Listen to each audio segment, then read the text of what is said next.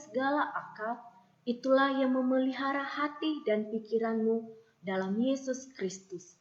Mari kita bersatu dalam doa. Bapa Surgawi, Allah yang kami kenal di dalam nama anak-Mu Yesus Kristus, Juru Selamat kami yang hidup. Terima kasih Tuhan buat kebaikan Tuhan yang masih kami rasakan hingga detik ini. Itu semua atas pertolongan-Mu di dalam kehidupan kami pribadi lepas pribadi. Tuhan Yesus yang baik, kami akan dengar-dengaran akan kebenaran firman-Mu. Biarlah Engkau yang berfirman di tengah-tengah kami. Bapa yang di surga, ini juga hamba-Mu Tuhan, menyerahkan diri ke dalam tangan pengasihan-Mu. Biarlah tuntunan Roh Kudus-Mu yang bekerja di dalam tutur kata hamba-Mu dalam menyampaikan kebenaran firman-Mu. Tuhan Yesus yang baik, biarlah firman-Mu yang hamba-Mu sampaikan dapat menolong kehidupan kami sehari-hari dan dapat kami terapkan yang berkenan di hadapan-Mu. Di dalam nama anak-Mu Yesus Kristus kami telah berdoa padamu. Haleluya. Amin. Bapak, Ibu, Saudara-saudari yang terkasih di dalam nama Tuhan Yesus Kristus, firman Tuhan yang menjadi bahan renungan kita pada saat ini tertulis dalam Lukas pasal 17 ayat 26 sampai 30. Lukas pasal 17 ayat 26 sampai 30. Demikianlah firman Tuhan.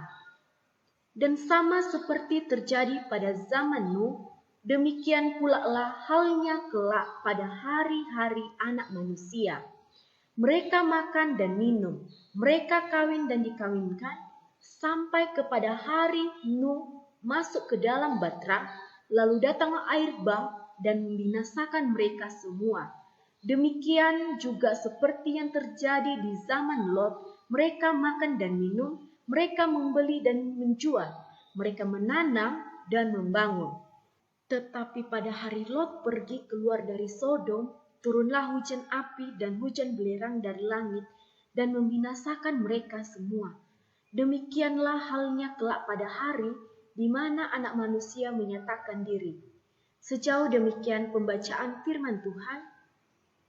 Saudara-saudari yang terkasih di dalam nama Tuhan Yesus Kristus, salam damai sejahtera bagi saudara sekalian dan damai serta sukacita Roh Kudus kiranya senantiasa melimpah di dalam kehidupan kita pribadi lepas pribadi. Tema kita yang akan kita renungkan pada saat ini yaitu Allah menyatakan kuasanya melalui bencana alam. Allah menyatakan kuasanya melalui bencana alam. Saudara yang terkasih, sejak Tuhan menyatakan diri kepada bangsa Israel, Tuhan mau menjadikan bangsa Israel menjadi bangsa pilihannya dan tampil berbeda dari bangsa-bangsa lainnya yang ada di dunia ini. Itulah mengapa bangsa Israel mendapatkan hukum Taurat yang isinya jauh lebih berbeda dengan hukum bangsa-bangsa lain di dunia ini. Sama halnya ketika Tuhan Yesus datang ke dunia ini untuk mengabarkan Injil. Tuhan Yesus membawa sesuatu yang baru dari sudut pandang dunia.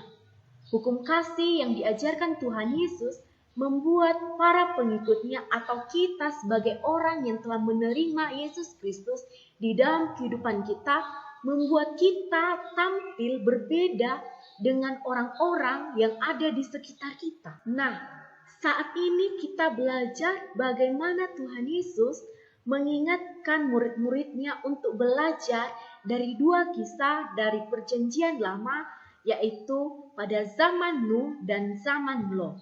Walaupun berbeda beberapa ratus tahun yang lalu, akan tetapi apa yang terjadi pada zaman Lot dan zaman Nuh memiliki sejumlah kesamaan. Intinya, Nuh dan Lot sama-sama diselamatkan dari bencana yang sangat dahsyat yang menimpa orang-orang yang ada di sekitarnya. Nah, mengapa sih mereka dapat diselamatkan? Ya, tentunya karena Tuhan mengasihi mereka dan Tuhan tidak menginginkan mereka binasa. Tuhan Yesus mengatakan bahwa apa yang terjadi pada zaman Nuh dan zaman Lot akan terjadi pula pada hari-hari anak manusia menyatakan diri. Di ayat 26 dikatakan, dan sama seperti pada zaman Nuh, demikian pula lah halnya kelak pada hari-hari anak manusia. Dan di ayat 30, demikian halnya kelak pada hari di mana anak manusia menyatakan diri. Nah, di sini memiliki kesamaan bahwa akan terjadi hal yang sama. Terjadi yang namanya mengadili pengadilan yang akan ketika Tuhan Yesus datang kedua kalinya. Ketika manusia tidak mau bertobat, tidak mau mencari Tuhan, ketika hanya memikirkan hal-hal duniawi saja. Yang dimaksud di sini hari-hari anak manusia menyatakan diri.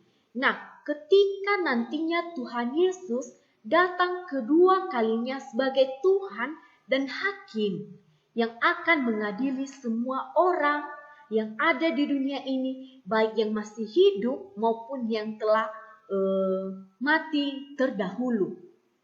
Bencana alam dan berbagai peristiwa lainnya yang sering terjadi di dalam kehidupan kita sehari-hari bisa kita anggap itu sebagai proses alam semesta. Ada anggapan kita bahwa itu adalah hukuman dari Tuhan, sebagai peringatan dari Tuhan. Ada juga yang menganggap ini sebagai bukti kebesaran Tuhan dan kuasanya yang sangat luar biasa dan sangat dahsyat. Poin pertama yaitu sebagai peringatan di ayat 26, dan sama seperti terjadi pada zaman Nuh, demikian pula lah halnya kelak pada hari-hari anak manusia. Pada zaman Nuh pernah terjadi bencana alam yang sangat-sangat dahsyat sehingga membuat segala makhluk hidup menjadi binasa terkecuali yang terselamatkan, yaitu keluarga Nuh. Yaitu anak-anaknya beserta istrinya dan menantunya dan ternak yang ikut bersama dengan mereka. Jikalau kita baca kisah tentang Nuh dalam Kejadian pasal 6 ayat 9 sampai seterusnya, dikatakan di sana bahwa Nuh adalah seorang yang benar dan tidak bercela di antara orang sezamannya. Orang yang benar dan tidak bercela di antara orang-orang sezamannya. Ia hidup bergaul dengan Allah. Nuh juga memiliki 3 orang anak laki-laki, yaitu Sem, Ham, dan Yafet. Pada zaman Nuh, bumi itu telah menjadi rusak, sangat rusak di hadapan Allah dan penuh dengan kekerasan yang amat. Sehingga Allah melihat bumi dan sungguhlah rusak benar. Sehingga semua manusia yang menjalankan hidupnya di bumi rusak. Allah berkata kepada Nuh, "Aku telah memutuskan untuk mengakhiri hidup segala makhluk. Sebab bumi telah penuh dengan kekerasan oleh mereka. Jadi aku memusnahkan mereka bersama-sama dengan bumi." Allah memerintah kepada Nuh untuk membuat sebuah batra dari kayu gofir. Dan Nuh pun melakukan sesuai dengan perintah Allah. Nuh pun melakukan sesuai dengan perintah Allah. Lalu Allah mendatangkan air bah yang meliputi bumi untuk memusnahkan segala makhluk yang hidup dan bernyawa di kolong langit. Segala yang ada di bumi akan binasa. Allah menurunkan hujan ke atas bumi selama 40 hari, 40 malam lamanya. Berkuasalah air di atas bumi selama 150 hari lamanya. Ini merupakan bencana yang sangat dahsyat pada zaman Nuh di Perjanjian Lama. Nah, jikalau kita pikirkan pada saat ini, kalau terjadi di masa sekarang, pasti hati kita begitu gemetar, begitu ketakutan yang terjadi di masa Nuh pada saat itu, ketika orang-orang pada zaman Nuh tidak mendengarkan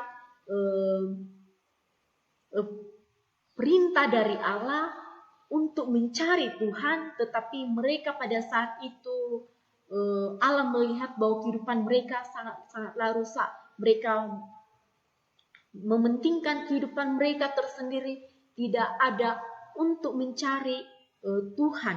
Tetapi pada zaman Nuh, hanyalah Nuh yang orang yang benar dan sangat bergaul dan tidak bercela di hadapan Tuhan pada zaman yang telah berlalu itu. Nah, pada masa sekarang ini kan kita telah mendengar bahwa di berbagai dunia, bahkan di negara kita Indonesia ini telah terjangkit yang namanya bencana COVID-19 atau Corona. Di berbagai informasi media sosial atau berita yang kita dengar bahwa COVID-19 telah merajalela, sehingga kita membuat diri kita, bahkan keluarga kita, orang-orang di sekitar kita menjadi sangat khawatir, sangat merasa ketakutan. Bagaimana kalau terjadi pada diri saya, keluarga saya, teman saya, bahkan orang-orang yang ada di sekitar saya. Seperti itu. Dan di sini kita diperingatkan supaya pengharapan kita tetap berpegang teguh pada Yesus Kristus. Berbagai bencana alam lainnya seperti banjir yang kita dengar di mana-mana terjadi. Nah, itu adalah suatu tanda peringatan supaya kita lebih dekat, lebih mendekatkan diri pada Tuhan, mencari. Dan kita sebagai orang Kristen, ketika kita mendengar saudara-saudari kita membutuhkan bantuan, marilah kita ulurkan tangan kita, marilah kita ringankan, mari kitalah menolong ketika apa yang kita miliki, yang kita dapat berikan, marilah kita berikan.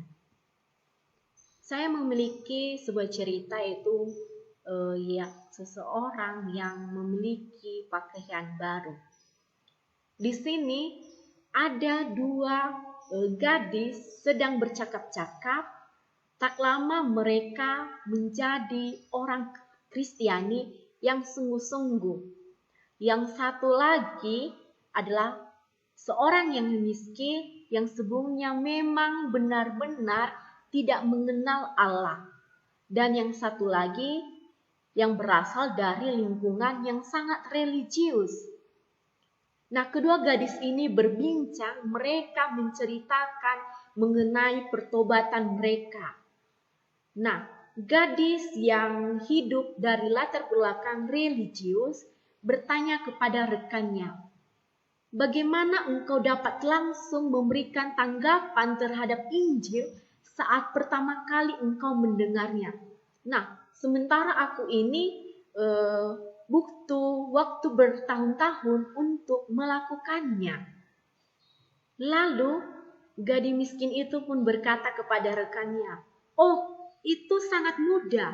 Seandainya seseorang datang dan menawarkan kepadaku sebuah baju baru, maka aku akan langsung menerima tawaran itu.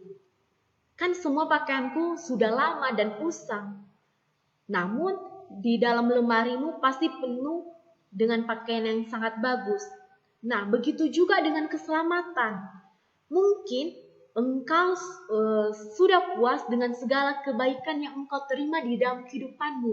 Jadi engkau memerlukan waktu yang lama untuk mengerti bahwa engkau sungguh-sungguh memerlukan pakaian kebenaran yang ditawarkan kepadamu melalui Yesus Kristus. Nah, aku sangat sadar akan keadaanku yang penuh dengan dosa. Maka, oleh karena itu aku sangat membutuhkan yang namanya pengampunan dan pengudusan dari Yesus Kristus. Semua orang sangat membutuhkan, memerlukan yang namanya keselamatan. Nabi Yesaya berkata, "Demikianlah kami sekalian seperti seorang najis, dan segala kesalehan kami seperti kain kotor. Kami sekalian menjadi layu seperti daun, dan kami lenyap oleh kejahatan kami seperti daun dilenyapkan oleh angin."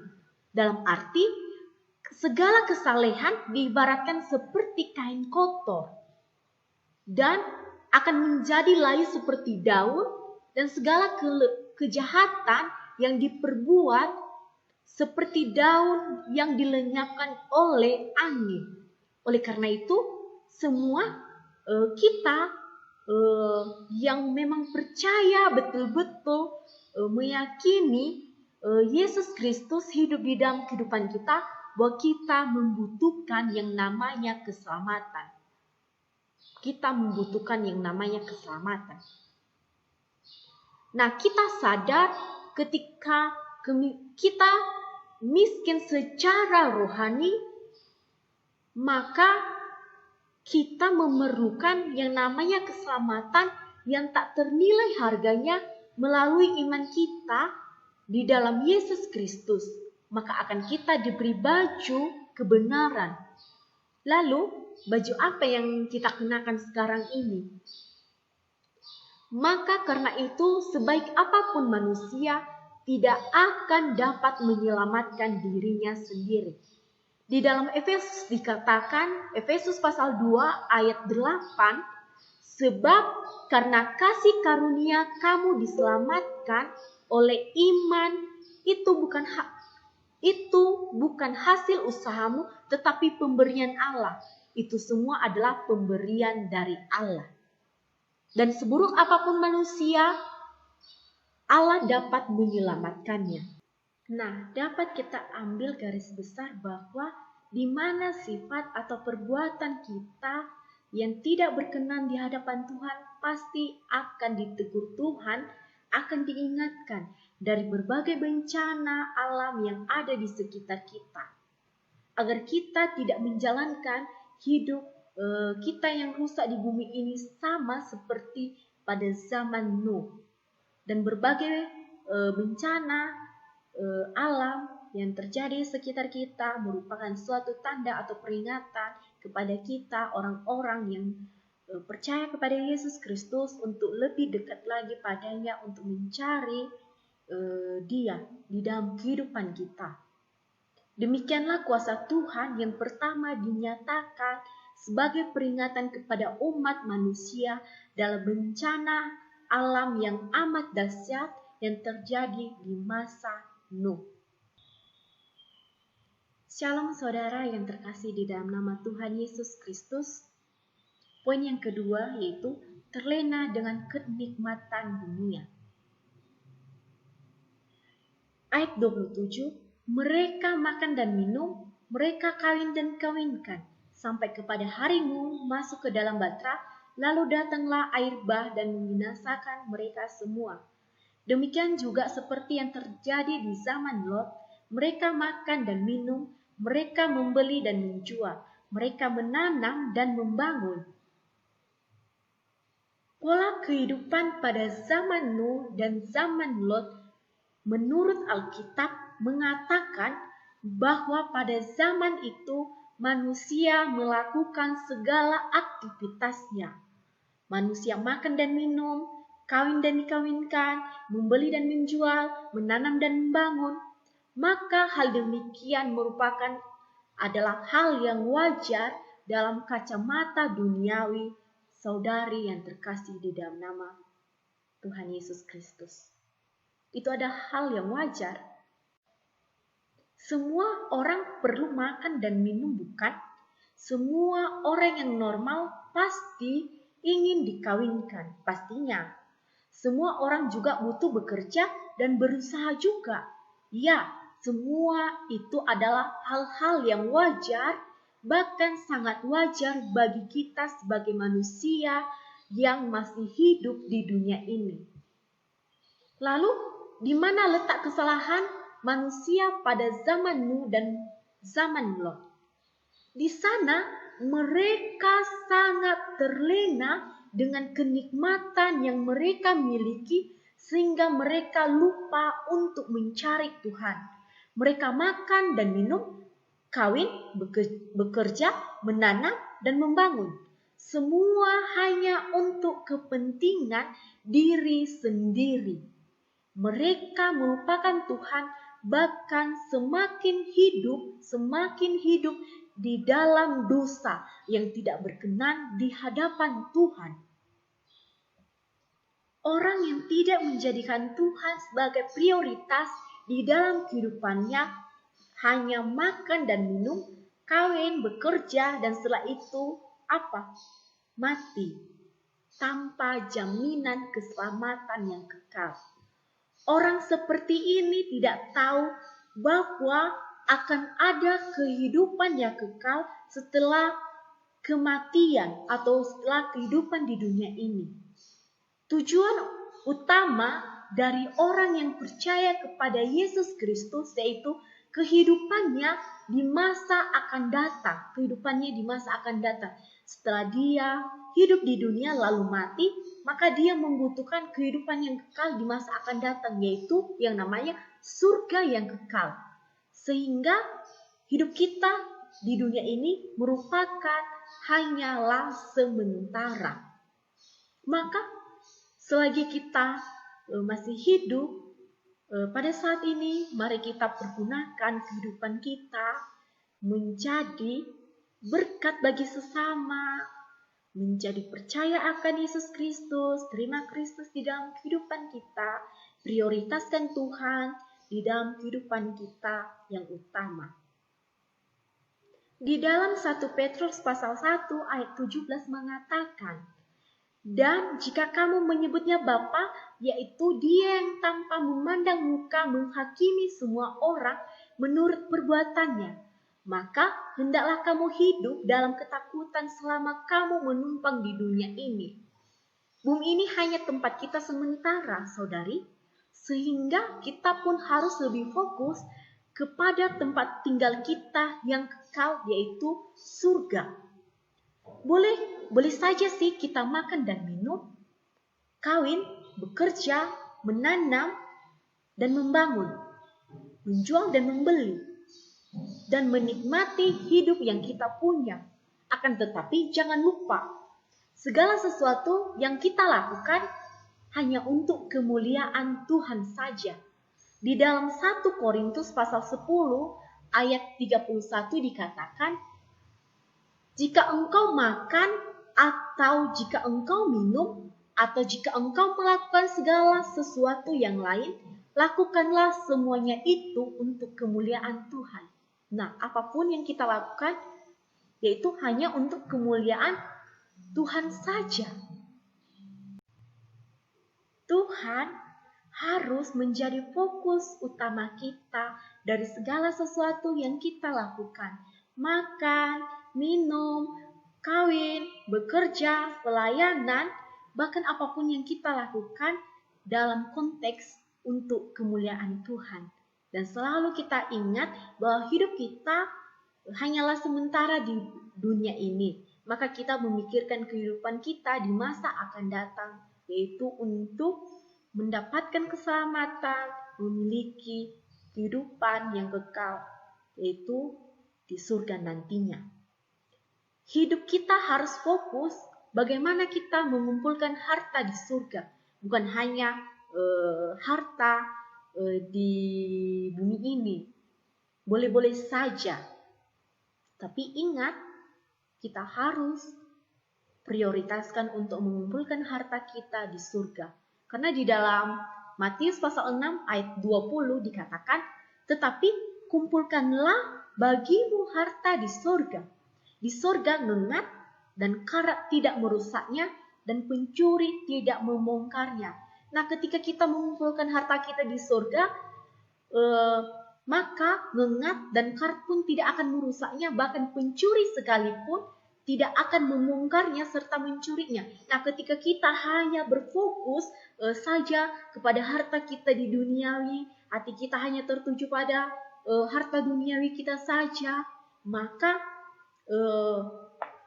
terjadi, misalnya kita membeli emas, pasti suatu saat akan berkarat dan itu akan rusak. Bahkan kita akan diincar oleh pencuri untuk mengambilnya. Bahkan nyawa kita pun akan terancam. Tak sedikit insan yang hanya mengejar harta dan kekuasaan. Bahkan mereka melupakan kewajiban mereka di dunia. Lebih suka menghambur-hamburkan uang yang mereka miliki untuk bersenang-senang. Baik di klub, bermain game, berjudi, tanpa memikirkan sesamanya, tanpa berbagi dengan apa yang mereka miliki. Sungguh, manusia yang terlena oleh kenikmatan yang sesaat dan yang kelak akan menangis di akhirat.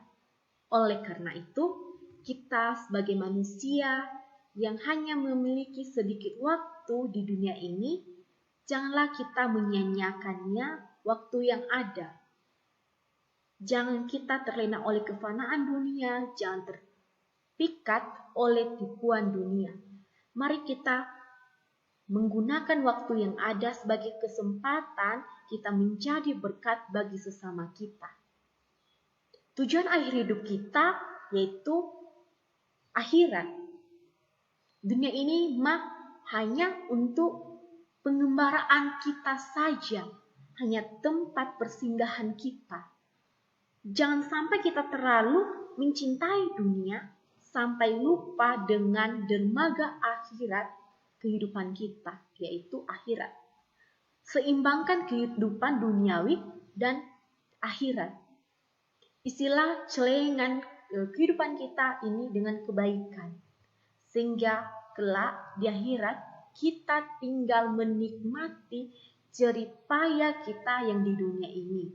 Bekerjalah seperti kita hidup 1000 tahun lagi, namun beribadalah seperti kita akan mati 1 hari kemudian. Nah, marilah kita melakukan kehidupan kita untuk menyenangkan hati Tuhan. Menjadi berkat bagi sesama, bukan hanya untuk menyenangkan manusia saja, melainkan menyenangkan Tuhan sebagai prioritas kita yang berkenan di hadapan Tuhan. Ketika kita sudah mencapai nilai kehidupan kita seperti ini, saudari, berarti kita sudah siap dan layak untuk menjadi warga negara kerajaan surga. Pada suatu desa X, katakan, terjadi perkumpulan pemuda dan pemudi. Di sana mereka melakukan hal-hal yang tidak berkenan. Tidak pernah memikirkan orang lain.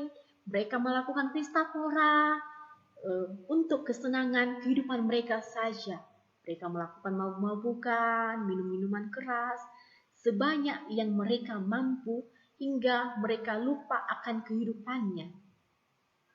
Memang apa yang ada di bumi ini memang sangat nikmat kelihatannya.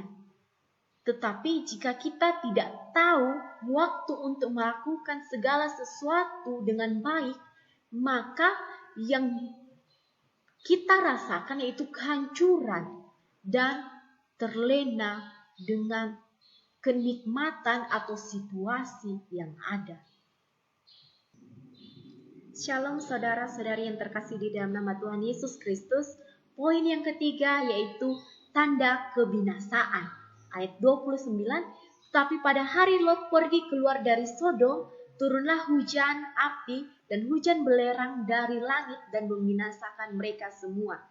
Demikianlah halnya kelak pada hari di mana anak manusia menyatakan dirinya. Di ayat 30. Nah, bila kita kaitkan dengan hidup yang kekal, maka hidup kekal bukan hanya berbicara mengenai perpanjangan hidup, umur yang panjang.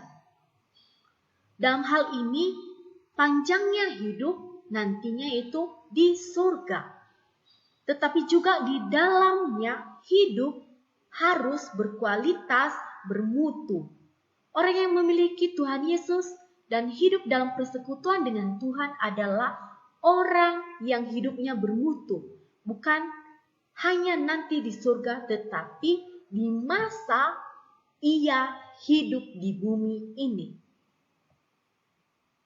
Jikalau kita membaca kisah Nuh dan Lot di kitab Kejadian pasal 6 ayat 5 dan Kejadian 18 ayat 20, dikatakan, ketika dilihat Tuhan bahwa kejahatan manusia besar di bumi dan bahwa segala kecenderungan hatinya selalu membuahkan kejahatan semata-mata. Nah, kita menemukan di sana bahwa manusia pada saat itu semakin jahat dan hidupnya cenderung membuahkan kejahatan. Dan sesungguhnya banyak orang keluh kesah orang tentang Sodom dan Gomora, dan sesungguhnya sangat berat dosanya. Sangat berat dosanya. Perbuatan-perbuatan kehidupan atau nilai-nilai kehidupan manusia di Sodom dan Gomora sangat membuat manusia lainnya sampai berkeluh kesah di hadapan Tuhan. Di ayat 19 ayat 5, Kejadian pasal 19 ayat 5, di manakah orang-orang yang datang kepadamu malam ini, bawalah mereka keluar kepada kami, supaya kami pakai mereka. Bahkan mereka menghalalkan segala cara, termasuk kehidupan homoseksual. Sehingga apa akibatnya? Ketika mereka sedang asyik dalam kehidupan dan rutinitas mereka, Tuhan datang dengan hukumannya. Dan tidak ada yang selamat pada bencana yang terjadi pada saat itu, hujan api dan hujan belerang dari langit dan membinasakan mereka semua, terkecuali hanyalah Lot seorang. Tidak dengan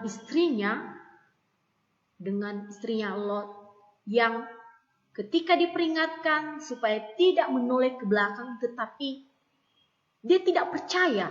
Dia malah menoleh ke belakang sehingga tubuhnya menjadi tiang garam. Nah, ketika kita diperingatkan, marilah kita dengar. Supaya tidak terjadi hal yang sama seperti kepada istrinya Lot. Kematian mewujudkan dari berakhirnya kehidupan. Bagi seorang yang berdosa, seluruh keindahan hidupnya berakhir sejak jantungnya berhenti berdetak. Tetapi bagi orang yang percaya kepada Yesus Kristus, ketika jantungnya berhenti berdetak, kehidupan barunya sudah dimulai. Oleh sebab itu, orang percaya tidak memimpikan kehidupan hari ini sebagai suatu kebahagiaan, tetapi sebagai sarana untuk mengabdi kepada Tuhan. Bagi orang percaya, kehidupan yang sesungguhnya adalah nantinya di langit yang baru dan bumi yang baru. Kenikmatan hidup, baik secara jasmani dan rohani, barulah nantinya di langit dan bumi baru dapat kita peroleh. Tuhan Yesus berkata, apa gunanya seorang memperoleh seluruh dunia tetapi kehilangan nyawanya? Matius pasal 6 ayat 26. Ketika tsunami menerpa Aceh, ada seorang siswa SD bernama Martunis sedang asyik bermain sepak bola bersama teman-temannya dengan kostum kebesaran tim sepak bola Portugal. Ia terseret ke laut lepas, namun selama beberapa hari ia dapat bertahan hidup terampung-ampung melawan ombak, sengatan matahari, serta dinginnya angin dan air laut. Ia bertahan hidup dengan memungut sisa mie instan dan air kemasan dari hamparan sampah di tengah laut. Beruntunglah sebuah kapal menyelamatkannya, dan segera berbagai stasiun televisi dan surat kabar Portugal Eropa dan Indonesia berkali-kali memunculkan wajahnya dan kisahnya menggemparkan dunia sepak bola di Eropa. Sehingga Martunis diundang ke pertandingan sepak bola antar klub di Spanyol untuk menyemangati kesebelasan Portugal yang dikaguminya. Di sana Martunis dipanggil ke tengah lapangan dan disambut bagaikan pahlawan oleh para pemain sepak bola Portugal kaliberal dunia tersebut. Semua orang yang hadir pun berdiri dan bertepuk tangan. Martunis diberi kostum kebesaran kesebelasan Portugal yang baru, dipeluk oleh pelatih dan para pemain, dieluk-elukan oleh para penonton, serta dihujani berbagai banyak hadiah. Serupa dengan hal tersebut, saudara, demikian pula suasananya kelak yang akan kita alami setiap orang yang menang, orang yang setia, orang yang masih teguh kokoh imannya mengikut Kristus sampai akhir hayat hidupnya. Saat sangkakala terakhir berbunyi, Kristus bagaikan pengantin laki-laki diiringi para malaikat yang tak henti-henti memuji namanya, akan datang dalam kemuliaannya untuk menyambut kita, dan kita akan mengenakan kostum favorit dari surga, yaitu jubah putih kesucian dan kesempurnaan surgawi. Pasti kita sekalian sangat merindukan untuk mengalaminya. Setialah mengikut Kristus. Tidak selalu mudah, tetapi Allah menjanjikan akhir yang sangat indah. Demikianlah Allah menyatakan kuasanya melalui berbagai bencana alam, dan yang dimaksud dengan hari-hari anak manusia menyatakan dirinya, yaitu ketika nantinya Tuhan Yesus datang kembali untuk kedua kalinya sebagai Tuhan dan Hakim yang mengadili semua orang. Begitu banyak kuasa yang telah dinyatakan Allah di dalam kehidupan kita, seperti bencana yang kita anggap sebagai hukuman, sebagai peringatan, sebagai bukti kebesaran Tuhan dan kuasanya yang sangat-sangat luar biasa dan dahsyat. Dengan kuasanya, Allah memperingatkan kepada kita, umat manusia, untuk tetap percaya atas segala sesuatu yang terjadi di dalam kehidupan kita. Ketika kita percaya, maka akan mendapatkan keselamatan serta penyertaan Tuhan, pertolongan Tuhan. Dan ketika kita tidak percaya, maka yang terjadi yaitu kebinasaan yang menjadi bagian kita. Lalu bagaimana dengan kita pribadi lepas pribadi? Apakah kita sebagai orang Kristen masih memiliki sifat yang mencari kesenangan dunia? Mengumpulkan harta-harta dunia, terlalu sibuk dengan hal-hal duniawi. Jangan sampai saudara kita terlalu sibuk dengan pekerjaan atau kegiatan kita sehari-hari yang dapat memadamkan pengharapan dan kerinduan kita akan kedatangan Yesus Kristus yang kedua kali. Mari saudaraku, kita pikirkan kehidupan kita di masa akan datang setelah kematian kita di dunia ini, kemanakah kita akan tuju. Selagi masih ada kesempatan, marilah kita pergunakan dengan sebaik mungkin. Mari kita mencari Tuhan, lakukan yang berkenan di hadapannya. Mari kita memusatkan perhatian kita dan prioritaskan Tuhan dalam setiap karya kita, agar kita kedapatan setia melakukan tugas yang Ia mandatkan kepada kita. Kiranya kita tetap setia dan tekun sampai kedatangan Yesus Kristus yang kedua kalinya. Kiranya kasih Kristus menolong dan menyertai kehidupan kita pribadi lepas pribadi.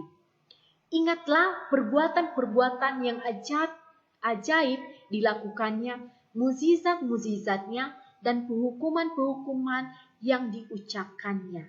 Amin, saudaraku. Mari kita bersatu di dalam doa. Allah Bapa yang kami kenal melalui anak-Mu Yesus Kristus, kami sangat mengucap syukur Tuhan buat hari ini kami telah dengar-dengaran akan kebenaran firman-Mu Tuhan. Kami tahu itu bukan karena kekuatan atau kehebatan kami, melainkan penyertaan-Mu di dalam kehidupan kami. Biarlah firman-Mu yang telah hamba-Mu sampaikan dapat kami terapkan di dalam kehidupan kami, dapat menolong, dapat menguatkan kami, dapat menyadarkan kehidupan kami Tuhan, sehingga kami memprioritaskan Engkau di dalam kehidupan kami sehari-hari.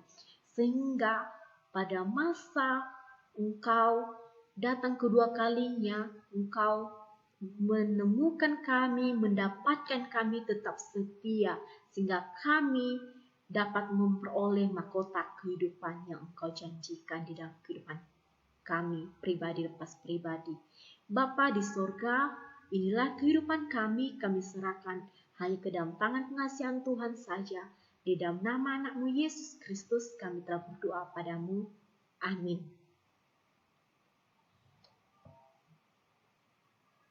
Demikianlah pembuatan video untuk memenuhi persyaratan ujian akhir semester micro preaching khotbah.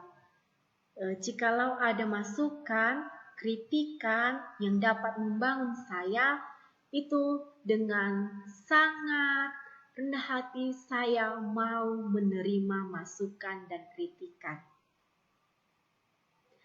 Kiranya video ini dapat menjadi berkat bagi kita. Tuhan Yesus memberkati. Amin.